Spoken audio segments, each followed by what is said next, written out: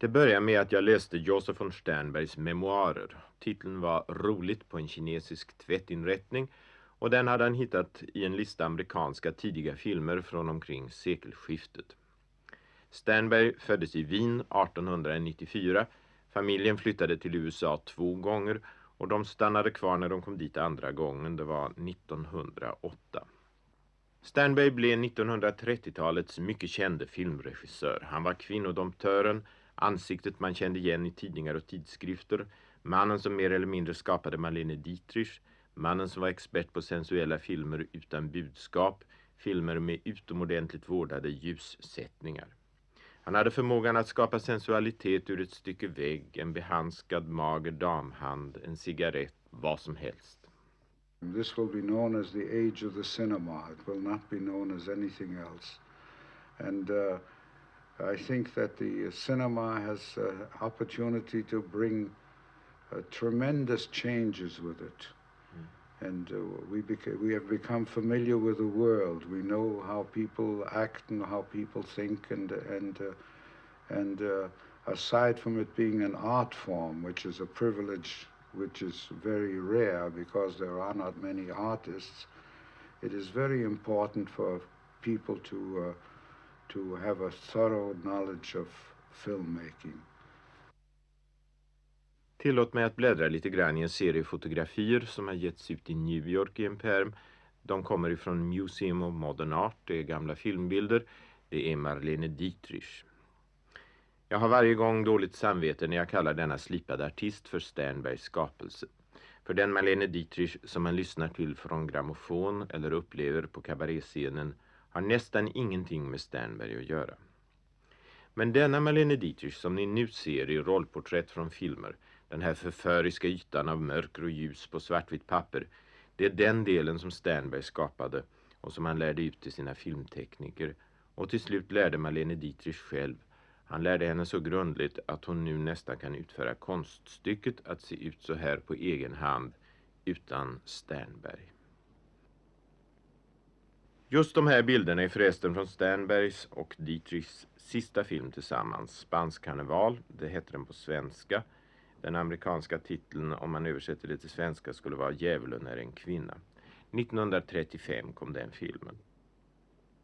Och sen kommer här i packen bilder från Shanghai-expressen, Marlene med svarta tuppfjädrar, lite senare bilder av Blonda Venus och Marocko.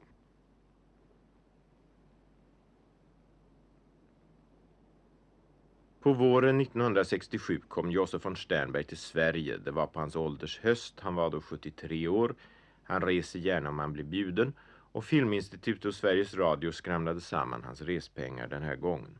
Han träffade pressen och filmskolan, han var alert, skarp, intresserad och jag frågade honom om hans första praktiska möte med filmen. I handled film for a long time before I ever looked at it, so it was merely the knowledge of the material that, as a matter of fact, the first time I really looked at it was at a burnt film. I took a pencil and put it in the middle of a film roll and wound it up, and it burst into flame, and I knew it was inflammable at that time, and I wanted to see what I had damaged, so I looked at the film. But I don't think that that my relationship to film was based upon the actual film that I saw. I think whatever talent, if I have any, came from other related subjects. It came from literature and from a knowledge of painting. So when you were able to start your first film, that was in 1924, which you made for 40 years ago. You made it costs between $4,000 and $5,000. Yes, it cost $4,800. What were you influenced by then? At that? Well, at that point, I simply wanted to make a film to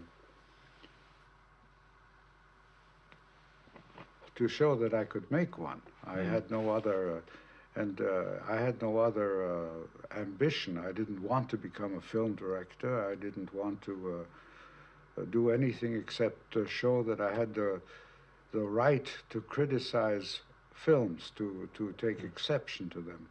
And this first film of mine was done against the movement of the time, which it was a complete stop for the period, and as a matter of fact, it was tremendously successful, much to my surprise, and at that time I was instantly hailed as a man with great talent. Hans första film, The Salvation Hunters, det var en stumfilm från 1925. Den visades på filmklubben när han var här. Det var Sternbergs absolut självständiga och personliga verk. Det var gjort på en tid när sådana här initiativ var sällsynta i Hollywood. Vi ska nu se ett avsnitt från The Salvation Hunters. Kvinnan spelas av en dam som heter Georgia Hale. Den motbjudande kaptenen på mudderverket är Otto Mathison. Och om en stund dyker det upp på filmen här en ungdomlig herre. Han heter George K. Arthur. När ni ser filmen måste ni ursäkta dessa repor för att filmen är ett mycket sällsynt stycke film. Observera hur så att säga färdig Sternberg är redan nu vid debuten 1925 i Hollywood. Här är han på denna film sin egen producent, sin egen regissör och manusförfattare.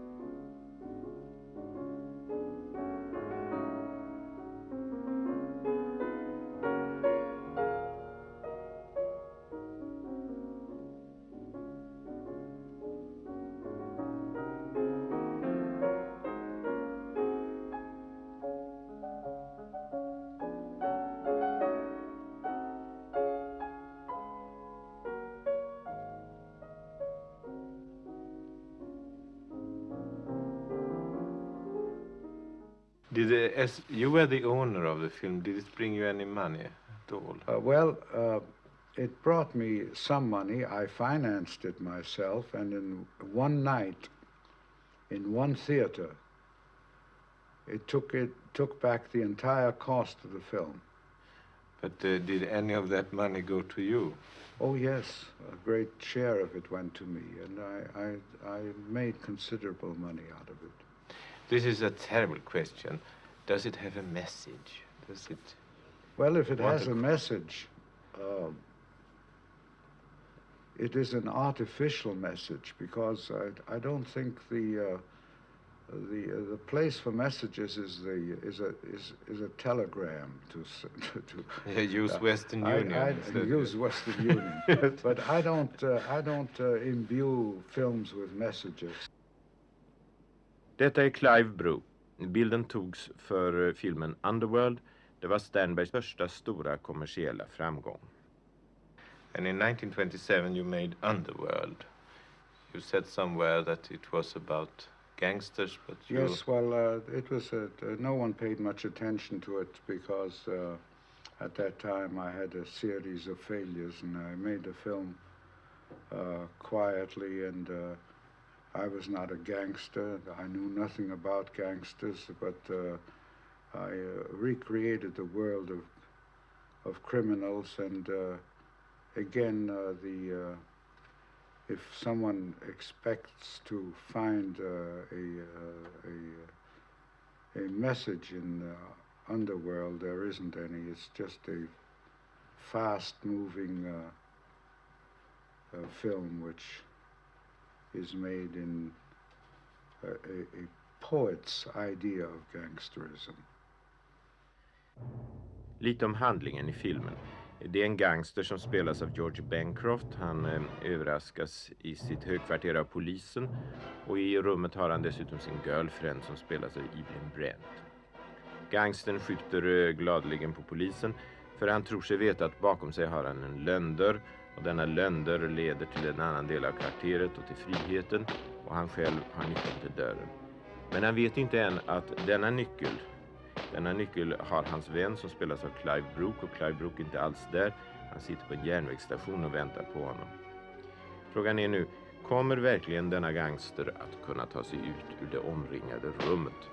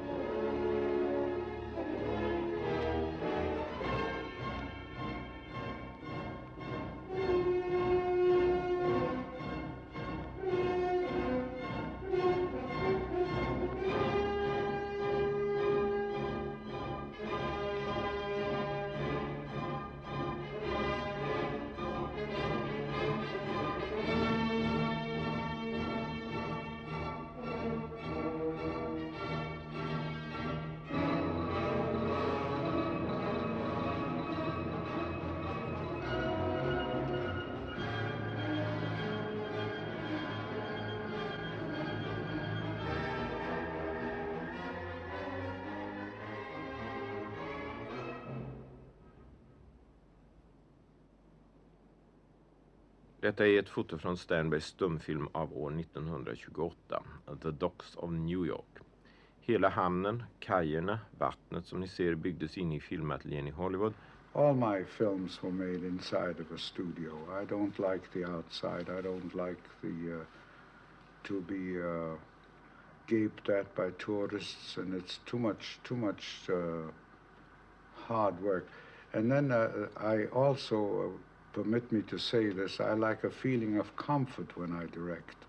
I don't mind that the actors are uncomfortable, but I wish to be comfortable. And to be on the outside is a very uncomfortable thing. You can't control the weather. No, I can't control the weather, nor do I wish to. En bild från stumfilmen The Last Command. Sternbergs första film tillsammans med Emil Jannings. Och om skådespelaren Emil Jannings säger Sternberg: Actually, I told him at the time that I did not wish to direct him anymore. He was too difficult. And I wrote a subject for him which I intended to direct, and I did not. It was The Street of Sin, which Maurice Stiller took and directed afterwards. I never saw the film, incidentally. So you don't know what the result there was of Stiller? No, but Stiller was a remarkable man. I was very fond of him, and I knew him very well. Any comments on Stiller as an artist? He made Eroticon, among others. Yes, I didn't see Erotica, but I saw many of his films he made, and he had a great talent. He was a very talented man. Vi står framför en bild av Marlene Dietrich i mitten på 1920-talet. Det är en komedi, låt oss glömma vad den heter, gjord i Tyskland. Den är oerhört typisk för sin tid. It's a very, for its period, it's a very typical picture with a big rose on the middle of Marlene Dietrich and a feather boa. I'm sure she had nothing to do with the costume. When I met Miss Dietrich, she was a very brilliant and vivacious woman that had no resemblance to this kind of thing. But I think that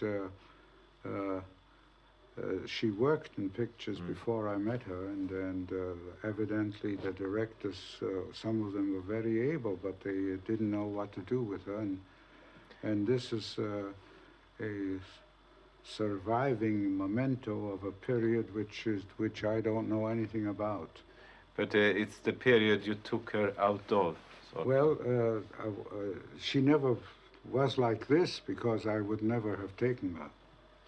Well, let's walk on, and we get something else which has this taken away by time. This, if there's one picture that was taken of me which I would like to see destroyed, it's this picture. But this was a time when before I made the Blue Angel, that is during the period of preparation, and this was taken in Piscator's home. He had rented it to me. There's a famous stage director. Yes, he did a lot of work on the stage. This picture was mine, though. I had at that time, I had probably the largest collection of modern art in America. I had Gauguin, Van Gogh, Modigliani, Chagall, every. Do you remember the artist here? Yes, this is a Munich artist by the name of Steinemann. He never achieved any fame, and I don't know how long I had this picture, but I took it with me to America. That period when you were studying or investigating what to do when you were going to direct The Blue Angel, it was a sort of very gamey period in the history of Berlin. Gamey? Yes, I mean...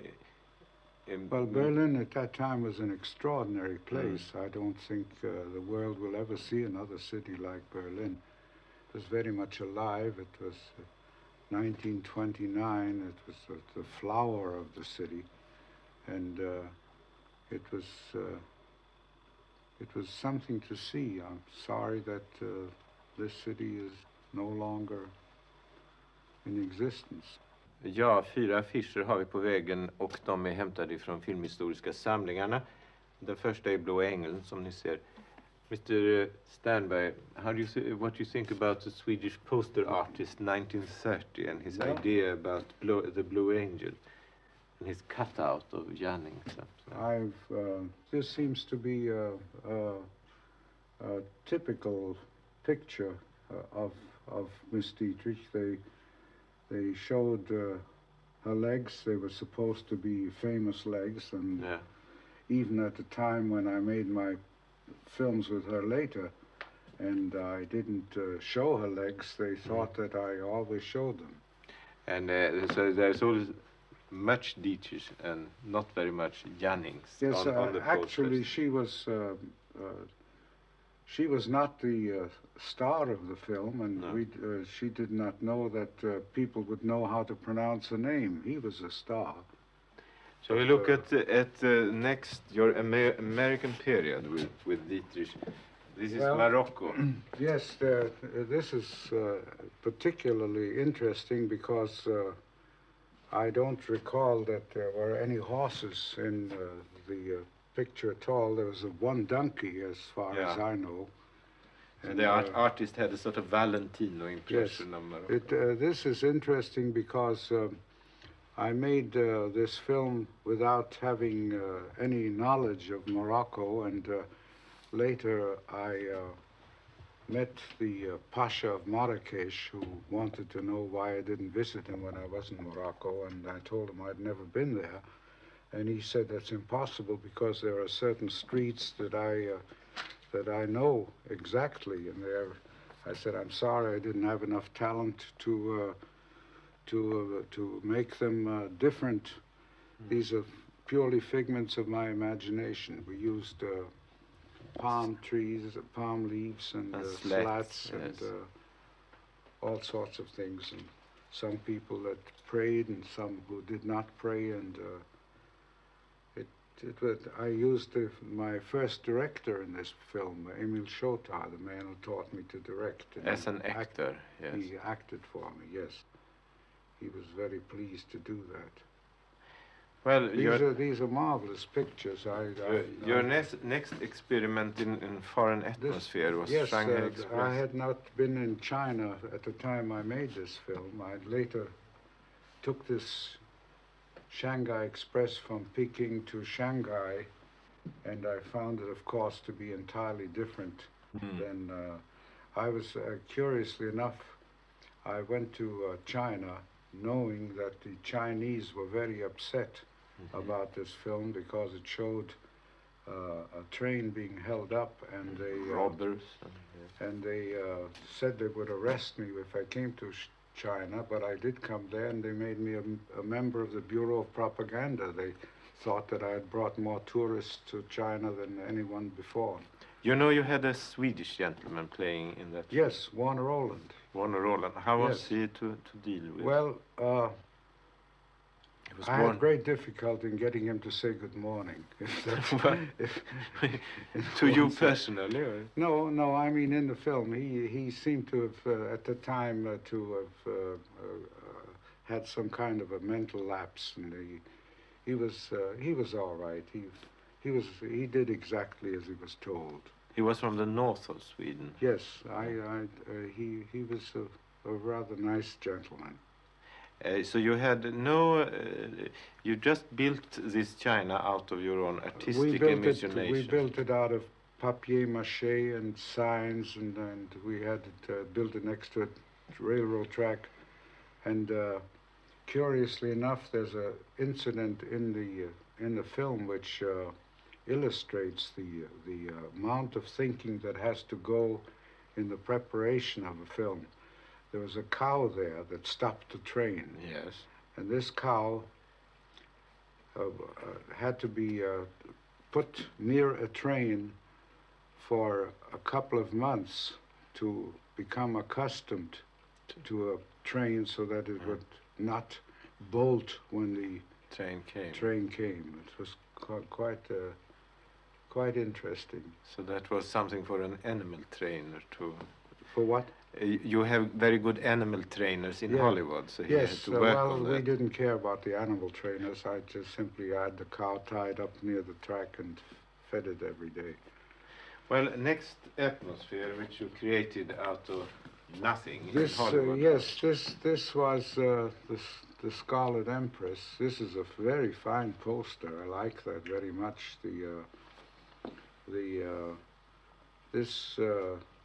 This conception of Russia was merely a recreation of an old Kremlin which had burned down. Nobody knew what the Kremlin was like, and I thought of... the film looks very expensive when you see No, it wasn't expensive. It cost some, at that time, about $400,000 or $500,000, and most of that money went to me, as a matter of fact. But in rating expenses, it did not cost a lot of money. You had a It was done special very system quickly. with the walls.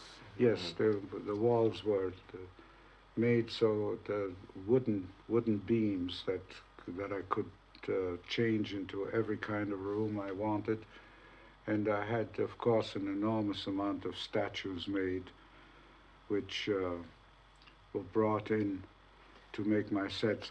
Incidentally, something curious, there's statues in there of a man over a chair, huge thing, which Yes. I had them cast into bronze, two of them, and put them in my home as monuments. I wanted one of them to be a gravestone for me. But these things were stolen, and I don't know how. When I was in Japan years later, they were taken out of by someone, and they must have been lifted with giant cranes because they were enormously heavy. Tell me, who designed them? Oh, I designed the everything in a film is mine. Even the figures? Oh yes, I helped to sculpt the figures. One of your friends was Eisenstein, and I know that he has seen this picture. And It's commented. possible. It's Yes. possible. Eisenstein was a very good friend of mine, and we knew each other very well. And he, matter of fact, I asked him once, which is very interesting, what they do in Russia when he makes a good picture, and he said he gets another window, which was very interesting. You know, when I saw this film, I had a feeling that I was also looking at Eisenstein's Ivan the Terrible. I had a feeling that he had some inspiration. Well, I don't know. Pictures have some kind of influence. I Yes. don't know what. Eisenstein certainly did not need to know this picture. I mitten på 1930-talet började Sternbergs filmkarriär dala. Han fick inte längre producera sig själv. Kanske skulle det ha blivit någonting helt annat om han hade lyckats med den stora engelska filmen Jag Claudius som påbörjades 1937 utanför London med Charles Laughton i huvudrollen. Men Laughton måste ha varit närmast nervsjuk under den här tiden. Vi ska se en av de scener som verkligen blev inspelade av den nedlagda filmen och som vittnar om vilken bra film det skulle kunna ha blivit. Den här scenen bildar upptakten till att Claudius ska bli vald till romersk kejsare. Before we adjourn for dinner,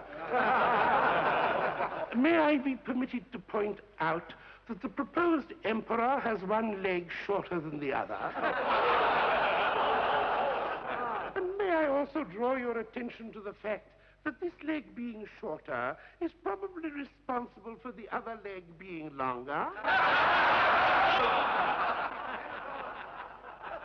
Senators, the cause of the Roman Empire could find no better champion than Claudius.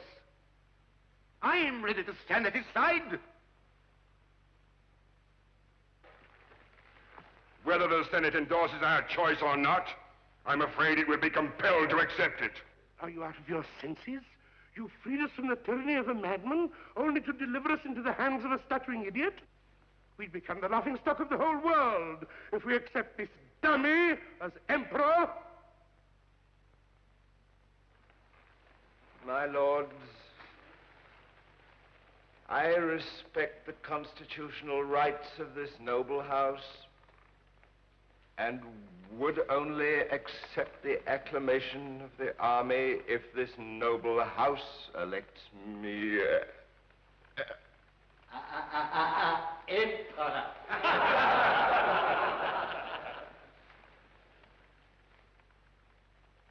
My Lord Sentius, I did not know you could also stutter. I thought your talents were confined to neighing like a horse.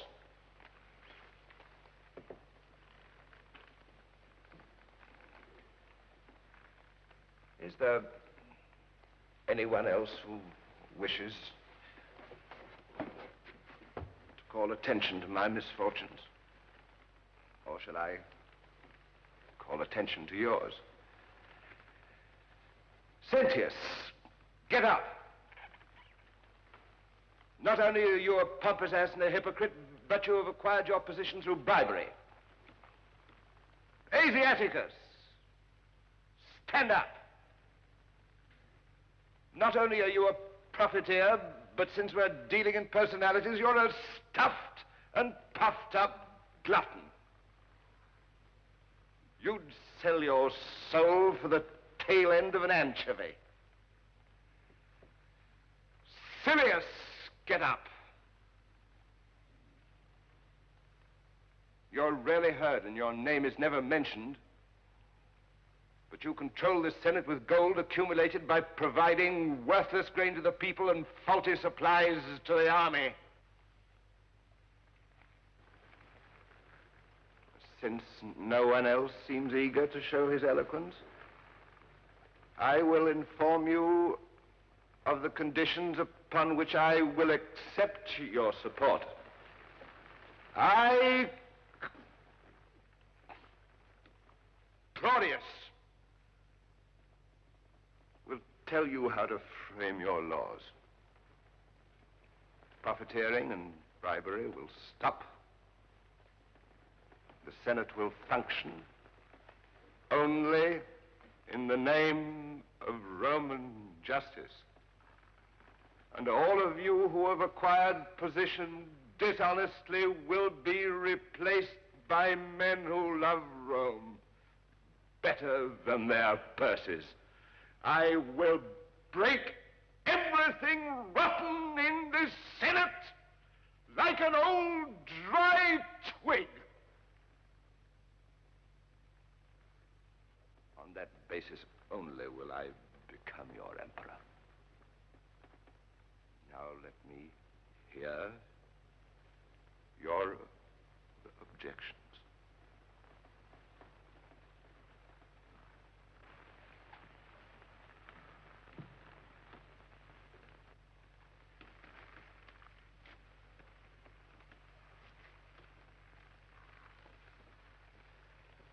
Now I will give the army the terms on which I will accept.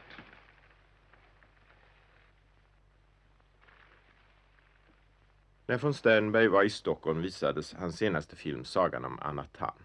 Den var inspelad i Japan 1953 och den grundades på en artikel i Life om några japaner som stannade kvar på en ö i Stilla havet trots att kriget hade tagit slut. De levde där på ön under mycket dramatiska former. Det handlar om att en flygmaskin från fastlandet har störtat på ön. Flygarna i maskinen har omkommit. De som bor på ön tror att det fortfarande är krig trots att det är fred. De myllrar nu fram och plockar till sig vrakdelar och lösa föremål från maskinen. Dramatiken i filmen består mycket av att det är endast en enda kvinna mitt bland alla dessa män. Some of the things were to make our life worse. Michaud found a 45 caliber weapon and a few bullets.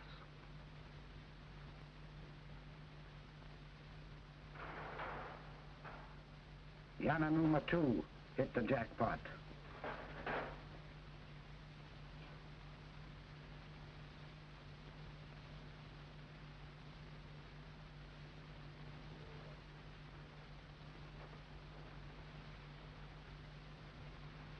Keiko found a parachute, which meant elegance for us instead of clothes made of tree bark, or no clothes at all.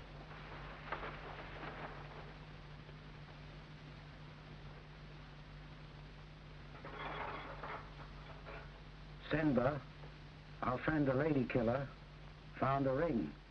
The easy way to a woman's heart. Observera hur Sternbergs berömda teknik från 1930-talet med jäsande skuggor och mustiga dagrar, hur den lever kvar nu i verket från 50-talet.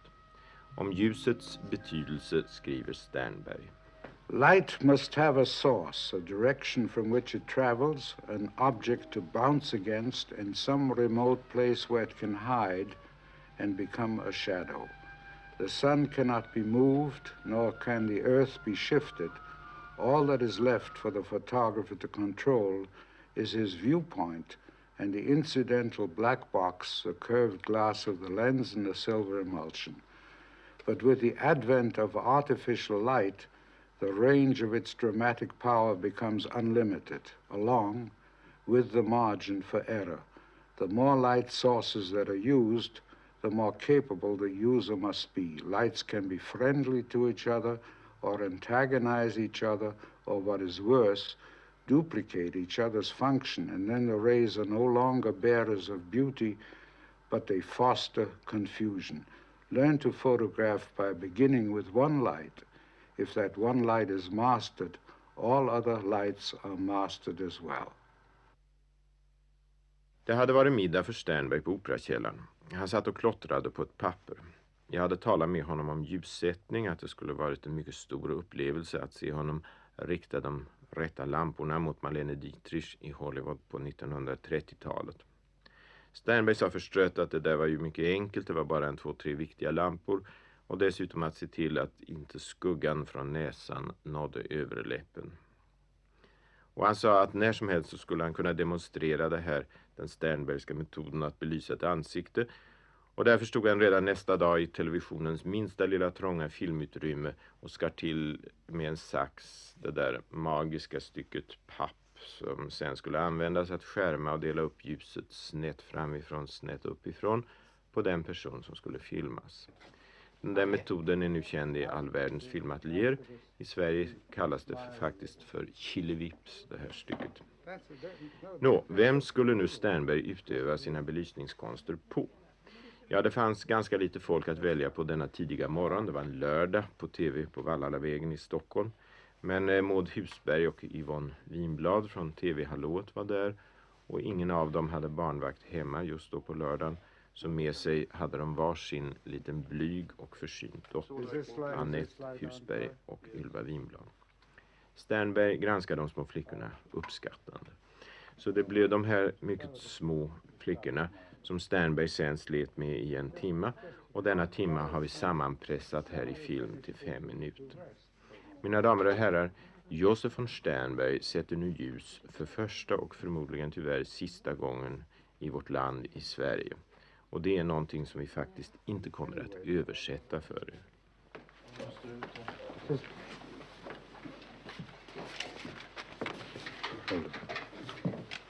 Om jag sätter mig här nere så kan jag titta på mig. So, Vi gör ingenting just nu, Annette. Vi ska bara koppla av. That's it. Vi filmar inte och gör det. no, Stackars flickan. no. Sitt stilla med armen. Så jag bara sitt stilla med armen så kan du... Now look out here. That's it. Så titta bara vanligt. Now don't say anything to her now. I don't know what you're saying to her, but don't say anything to her for a moment. No.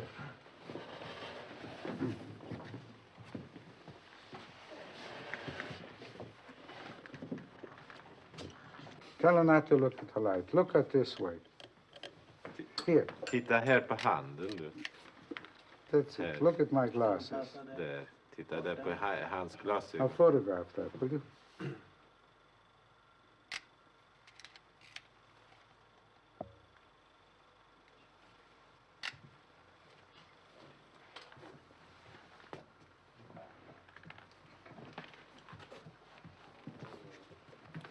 Okay, stop it for a moment.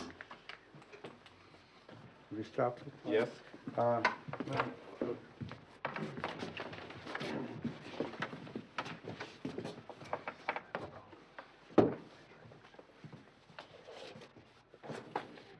you don't need any more, do you?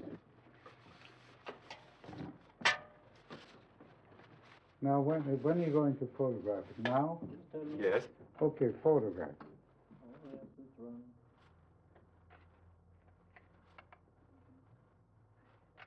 No, just a minute, stop.